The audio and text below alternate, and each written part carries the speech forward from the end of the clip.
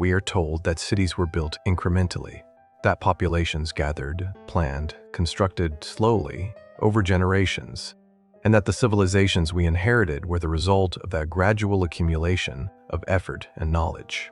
That is the accepted framework. Now look at the physical record. Across Europe, Asia, and the Americas, there is a repeating pattern that the incremental model does not cleanly explain. New governing powers arrive in cities that already contain infrastructure. Those powers did not build. The buildings are already standing. The water systems are already functional. The streets are already laid. And the new arrivals, whether colonial administrators, conquering armies, or newly established governments, move in, rename things, and begin issuing documents describing the city as their own creation. The structures remain. The original builders are rarely identified with precision, and the explanation for how the transfer of control happened quietly skips over a more fundamental question: who built what they took control of? Start with something specific. Start with something that still exists. In cities across Central Europe, Prague, Vienna, Budapest, Krakow, there are buildings whose lower floor exhibit construction techniques that differ measurably from their upper floors. The stonework at the base is tighter. The material is denser.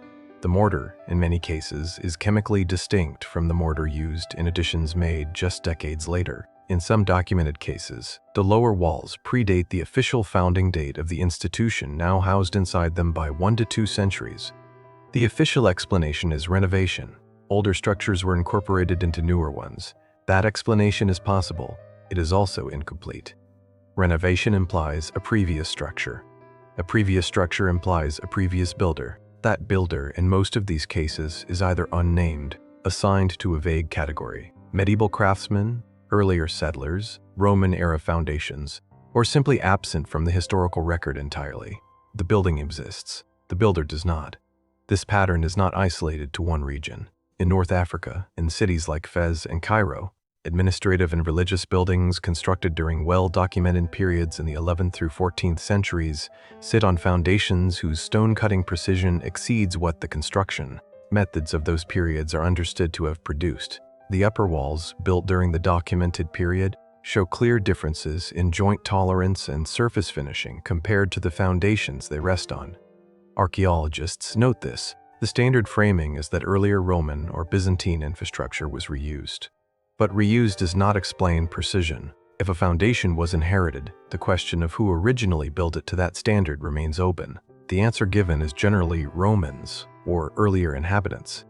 But when you examine the Roman-attributed structures in the same region, the same discrepancy appears at their foundations. The precision retreats backward in time at every layer of investigation. At some point, the attribution stops.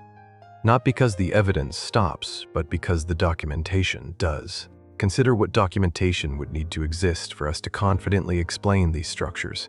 For a major civic building, a government hall, a cathedral, a market complex, you would expect construction contracts, material sourcing records, labor accounts, architectural plans, and contemporary descriptions. For significant structures in 12th and 13th century Europe, some of this exists. For structures in the 9th and 10th century, it becomes fragmentary. For anything attributed to earlier periods, the documentary record in most regions is either lost, destroyed, or was never generated in the form we would recognize. What remains is the physical object. And the physical object, in city after city, presents a consistent technical profile. The oldest surviving elements show the highest precision. As you move forward in time, as civilizations become more documented, more bureaucratically complex, more capable of leaving records, the construction quality, in many cases, decreases, not increases. That is the opposite of what a simple progress model would predict. There's a specific technical point worth examining carefully. In the construction of large civic and ceremonial structures, one of the primary engineering challenges is foundation preparation and load distribution. Modern civil engineering requires extensive calculation, soil testing, and often years of preparation before major construction begins. This is because improper foundations cause settling, cracking, and eventual structural failure. The structures we are discussing, many of them centuries old, have not failed. Some have stood through earthquakes, floods, military bombardments, and radical climate shifts. Their foundations are still performing. When engineers have been permitted to study these foundations directly, what they find is not simple rubble fill or basic stone stacking. They find, in many cases, what appears to be engineered drainage integration, deliberate material layering, and stone placement that accounts for ground pressure distribution in ways that require either extensive empirical knowledge or precise calculation. The question is not whether this was done. It clearly was. The question is how it was known to be done at a time when, according to the standard historical timeline, the theoretical framework for that kind of engineering either did not exist or had not yet been developed. One possible answer is that the knowledge was inherited from a previous period of capability. That answer, however, raises its own set of problems. Because if a previous civilization possessed that level of technical knowledge, we should expect to find evidence of it, and we do find physical evidence of it. What we do not find consistently is written evidence of it. The takeover dynamic itself deserves direct examination. When a new power assumes control of an existing city, several things typically happen. The new administration adopts and adapts existing infrastructure. Streets and water systems continue to function because dismantling them would be impractical. Major buildings are repurposed. Religious structures are rededicated. Administrative buildings are reassigned. And crucially, the new administration begins producing its own records, its own histories, and its own account of the city's origins. This is not a theory. This is documented practice, visible across the historical record. What is less clearly documented is what happens to the previous record. In many cases, earlier documents are lost in the same conflicts that produce the change of control. In other cases, they are described as having been deliberately destroyed. In others, the record simply does not exist, not because it was destroyed, but because it was never incorporated into the archive that survived. The result is that the administrative history of a city, who governed it, when, under what name, begins at the point when the current documentary tradition begins. Everything before that is inference, archaeology, or silence. And when the physical evidence left by that silence is technically sophisticated, the silence becomes significant.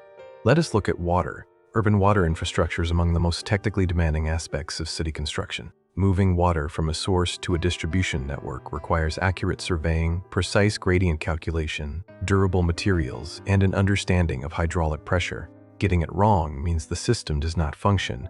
Getting it right means it can function for centuries. In numerous European cities, the water systems that were operational when detailed records begin, roughly the 16th and 17th centuries in most cases, were not constructed by the administrations then in power. The standard attribution is Roman aqueducts and medieval additions. But in city after city, when the actual infrastructure is examined, the earliest functional components do not match the technical profile of what Roman construction is documented to have looked like elsewhere. The gradient precision in some surviving channels in southern France, northern Spain, and the Levant exceeds what Roman surveying instruments, as we understand them, would have been capable of achieving consistently. The tolerance margins are tighter than the instrument margins. This is not a popular point in engineering history. It is, however, a measurable one. The official explanation that Roman engineers were simply more skilled than their tools suggest is available. What it does not account for is why that level of skill appears fully formed at the beginning of the Roman engineering record, and why it does not appear to have been developed through a visible sequence of progressively improving earlier attempts. Capability that appears without a developmental record is a pattern worth noting. It appears here. It appears elsewhere. Step back and look at the global distribution of this pattern. In Mesoamerica, the cities encountered by Spanish forces in the early 16th century contained infrastructure, causeways, aqueducts, market systems, multi-story administrative buildings that the Spanish administrators documented with visible difficulty. Their accounts consistently note that the scale of what they found exceeded their expectations and, in some cases, exceeded what they could explain based on the tools and organizational methods they observed in use at the time of contact. The standard historical response to this is that indigenous populations were more capable than colonial observers gave them credit for. That is a fair correction, but it does not resolve the technical questions those observers were raising. A causeway across a lake requires precise elevation management across a long distance. The causeways at Tenochtitlan performed this function. The tools available for the surveying that would have been required remain a point of active discussion in the archaeological literature, not because scholars deny the capability, but because the mechanism is not fully established. The same pattern, the object exists. The method is not fully resolved. Now consider the question of knowledge transfer. When a new administrative power takes control of an existing city, it inherits the city's infrastructure but not necessarily the knowledge required to maintain or replicate it. This is observable in the historical record. Roman aqueducts fell into disrepair after the administrative systems that maintained them dissolved. Medieval European cities frequently could not replicate water infrastructure that had existed in their territory centuries earlier. This suggests that the knowledge required to build and maintain such systems was not encoded in the objects themselves. It was held by people, transmitted through specific institutional or apprenticeship channels. And when those channels broke, the knowledge did not automatically survive in the documentary record. If a city was taken over rapidly, through conquest, through the collapse of a previous administration, through the arrival of a new power that displaced existing technical specialists, the knowledge required to understand what had been built could disappear faster than the buildings themselves. The buildings would remain functional, in many cases, for centuries without full understanding of their design principles. The new inhabitants would use them, describe them, attach their own names and histories to them, and the original technical logic would become invisible. This is not a hypothetical scenario. It is a pattern that historians of technology describe in general terms when discussing technological regression. What is less frequently applied is this exact framework to the question of how cities were inherited by the powers that now claim historical credit for them. There is a specific category of evidence that this question consistently produces: construction that is too good to be explained by its attributed period, in structures that were later repurposed by a different culture or administration. The Hagia Sophia is a useful example, not because its history is unknown, but because the known history illustrates the pattern precisely. The structure was built, converted again, and now operates under a third administrative identity. At each transition, the incoming power described the building in terms that served its own historical narrative.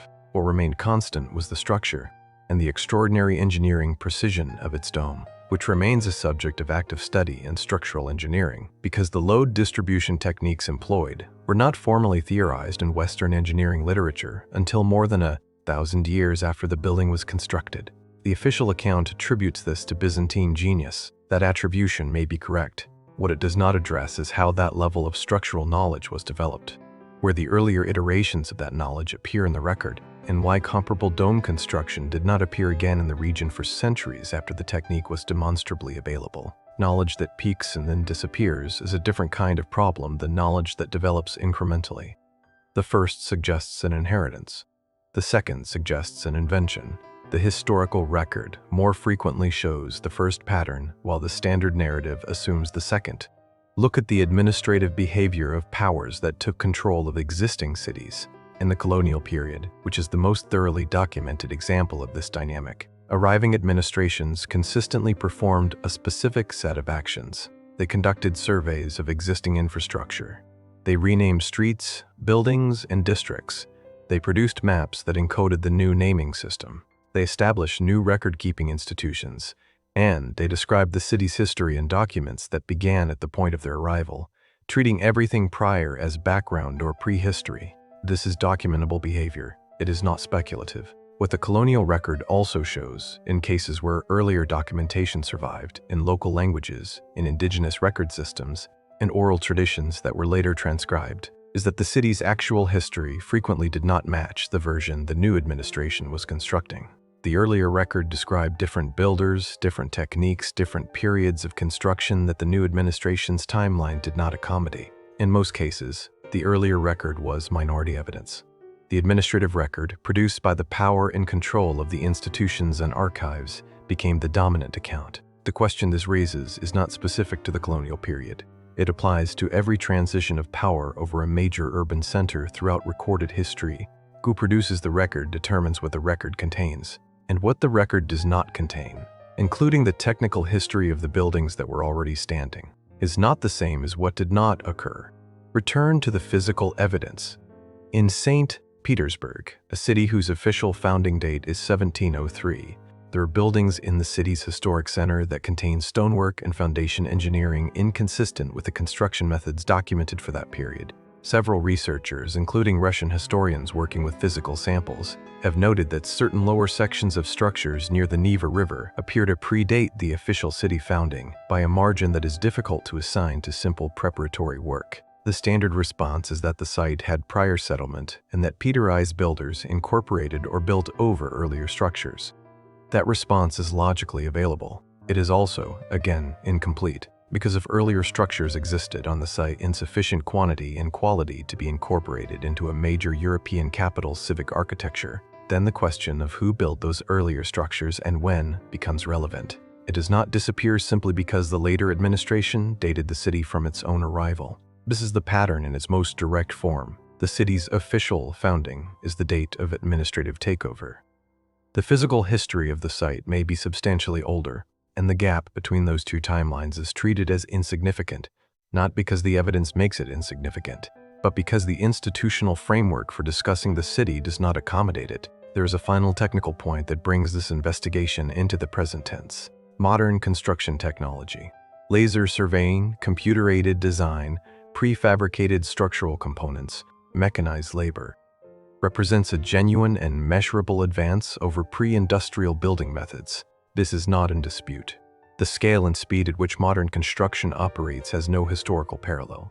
And yet, when engineers and architects attempt to replicate specific elements of ancient and medieval civic construction, not the scale, but the specific technical details, they frequently encounter problems. The acoustic properties of certain amphitheaters cannot be fully reproduced using modern materials and standard acoustic engineering. The hydraulic performance of certain ancient channels requires gradient precision that modern surveyors have measured but cannot always explain to the known methods of the period.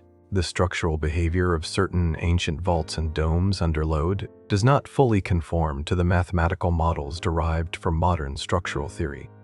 These are not mystical observations. They are engineering observations. They are documented in technical literature presented at engineering conferences, and then quietly set aside because they do not fit within the progressive model of technological history that the field operates within.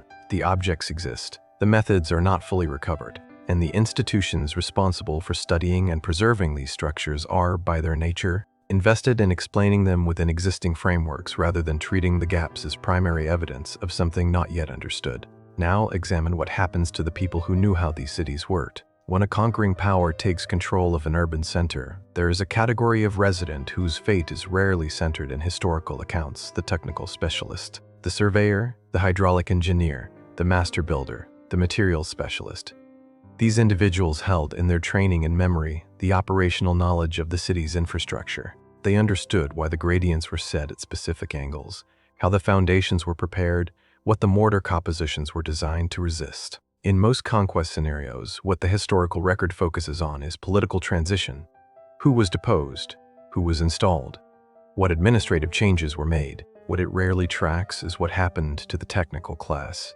In some cases, they were absorbed into the new administration, their knowledge too valuable to discard. In others, they were displaced, dispersed, or eliminated along with the political elite they had served. And in those cases, the knowledge they carried did not transfer to the incoming power, it simply ended. This is not inference. The Roman engineering tradition provides a documented example. When the Western administrative structure collapsed in the 5th century, the specialized guilds and knowledge networks that had maintained Roman hydraulic and construction systems did not survive intact. The physical infrastructure remained.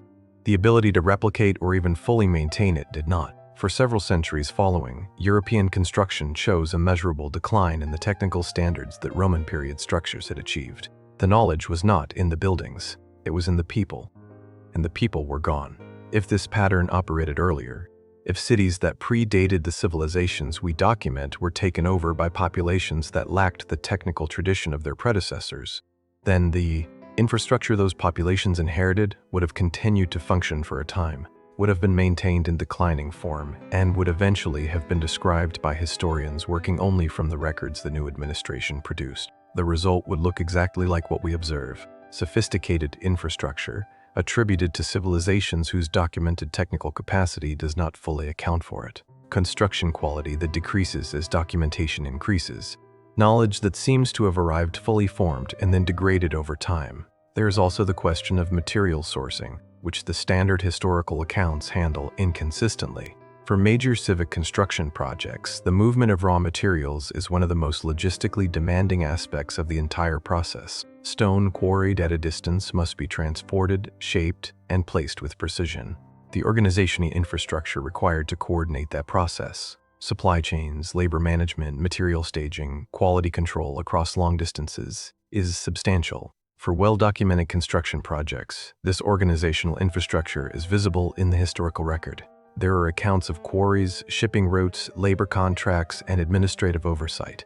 For the structures we have been discussing, the ones whose quality exceeds their attributed period, that organizational record is frequently absent or vague. What remains is evidence of the material itself having been moved. In some cases, the stone used in foundations of Central European civic buildings has been geologically sourced to quarries at considerable distances, in regions that the attributed builders are not documented to have had systematic access to.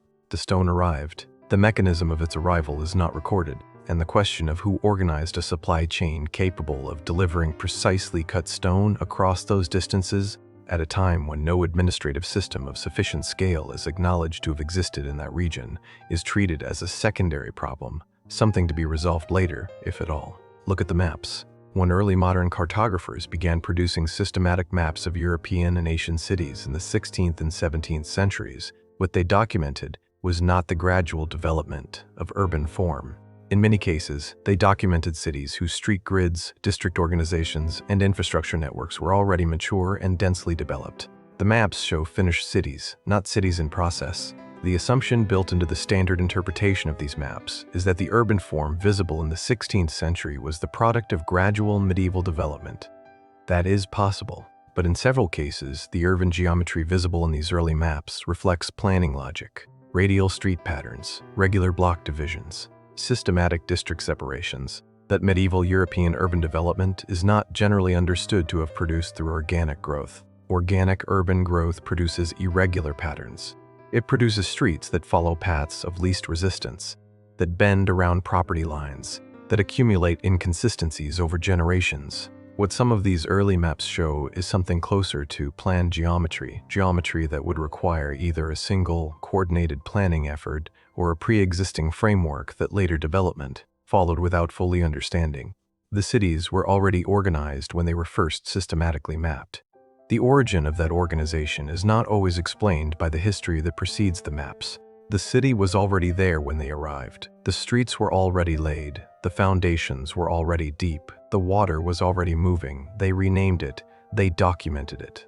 They dated it from their own arrival. And the version of events they produced became, through institutional permanence and archival control, the version that survives. The buildings they inherited are still standing. In many cases, they are still functioning. Engineers still study them. Historians still describe them. And the question of who built them, with what knowledge, using what methods, and where that knowledge went, that question is present in the physical evidence. Every time someone measures a joint tolerance, or tests a mortar sample, or tries to calculate how a gradient was achieved with instruments that should not have been precise enough, the evidence does not require a dramatic conclusion. It requires an honest accounting of what has not been explained. The cities were built. Someone built them. The record of who that was and what they knew has not fully survived, or has not been fully recovered. And the powers that moved into those cities and called them their own left very detailed records of everything that happened after they arrived. What existed before their arrival remains a question that the physical evidence keeps raising and the institutional record keeps not answering. The buildings are still there. The explanation for them is not.